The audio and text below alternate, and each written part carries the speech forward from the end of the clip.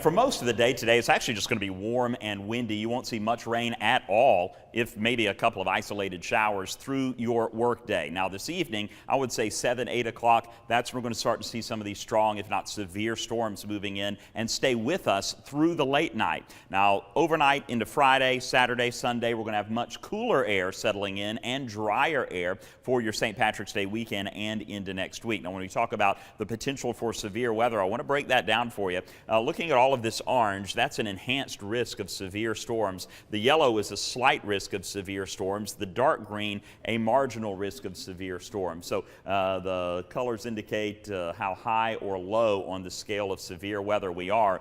And that enhanced risk, that is a pretty high risk of severe storms. And that exists basically from the Cumberland Plateau westward. We're looking at our best chance of severe storms. Most of the area under a slight risk and then just a marginal risk east of I-75 heading up into the Blue Ridge. Well, when we talk about severe weather, one of the parameters we talk about is tornadoes. Storm Prediction Center breaks it down into percentages, and we're looking at, again, about a 5% risk of isolated tornadoes popping up in that swath moving through most of our area, northwest Georgia up through the Tennessee Valley. It launches up to a 10% risk. Again, Monteagle, the western side of the plateau, and up toward Middle Tennessee, and then a lower risk, but still a risk east of 75 in that area where we have a 2% risk. Damaging wind, also something even a greater concern for more widespread folks. Looking at a 15% risk in the valley, 30% risk on the plateau and westward. And hail is another thing, anywhere from a 5 to 15% risk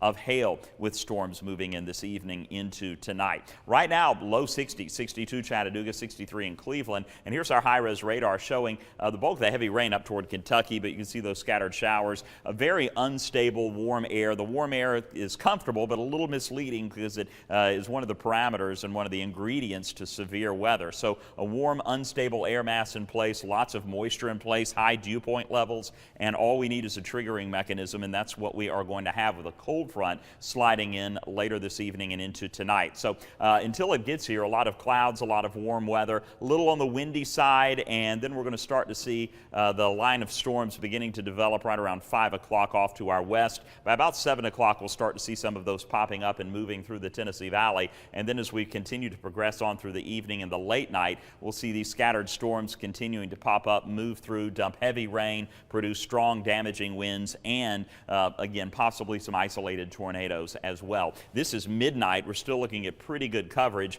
And then during the overnight, we'll see everything sliding eastward, but still by 2, 3 in the morning, still some pretty good coverage of storms east of I-75, and then by the time you're waking up and heading out the door, this is 5 o'clock in the morning, still maybe 1 or 2 showers lingering, but most of your Friday you're going to see skies clearing out and all the rain and storms moving off to the east, and it should overall be a dry day for you on Friday. Just take a look at rainfall amounts. I would say about a half an inch to an inch of rain widespread, but one of the hazards with this is going to be more flooding possible. Now I don't think we're going to see 2, 2.5 inches widespread, but we will have these little streaks of heavy rain where we could easily see more than 2 inches of rain. But again, widespread, I think about a half an inch to an inch is what most people will see, with those isolated areas getting more than 2 inches. And of course, for our friends in Soddy Daisy, Ooltewah, other places that are still dealing with flooding, that's going to be a problem. Looking at the rain chance leaving, and great weather for Saturday, Sunday as we cool down, highs in the 50s and lows in the mid-30s. St. Patrick's Day should be wonderful. And what's even more wonderful is a dry first half to next week. So what is that? Yes. 5.5 days of no rain. We'll take it. Thank you, please.